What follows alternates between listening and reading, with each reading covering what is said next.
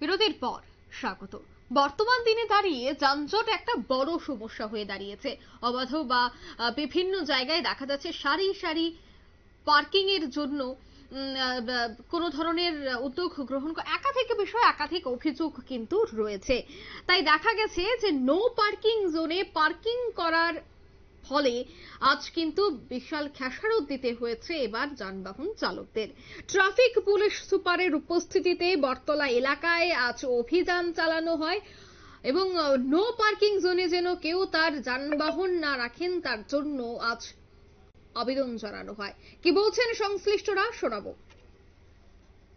জন্য শহরে traffic jam তৈরি হচ্ছে এবং তার এগেইনস্টে আমরা অনেক দিন থেকে অ্যাকশন নিচ্ছি। অন রেগুলার বেসিস আমরা লিগেল অ্যাকশন নিচ্ছি।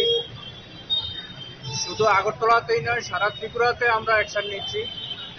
এর মধ্যে গত 6 মাসে আমরা 21,000-এর বেশি ড্রাইভিং লাইসেন্স সিজ করেছি এবং তার মধ্যে 7,000-এর উপরে সাসপেন্ড হয়েছে এবং বাকিগুলোর জন্য প্রক্রিয়া চলছে। আমরা সবাইকে সচেতন করতে চাই, বিশেষ করে যারা বিজনেস এস্টাবলিশমেন্ট আছে, কমার্শিয়াল ভেহিকেল আছে এবং অন্যান্য যে প্রাইভেট ভেহিকেল আছে, সবাই যেন পার্কিং ডিসিপ্লিন মেনটেন করে চলে। আদারওয়াইজ আমাদের লিগ্যাল অ্যাকশন চলতে থাকবে। এখনো পর্যন্ত আমরা ড্রাইভিং লাইসেন্স সিজ করেছি, সাসপেন্ড করছি। এখন থেকে আমরা ভেহিকেলকে ডিটেইন করার জন্য যে আইনি প্রক্রিয়া সেটা স্টার্ট করেছি এবং অনেক ভেহিকেলের আমরা রেজিস্ট্রেশন ক্যান্সেল করার জন্য প্রক্রিয়া স্টার্ট করেছি। স্যার, আজকে কতজনকে করা হয়েছে? আমরা পার্টিকুলারলি এখনো আমাদের অভিযান জাস্ট স্টার্ট হয়েছে। এই ড্রাইভ চলতে থাকবে যতক্ষণ না পর্যন্ত ইলিগ্যাল পার্কিং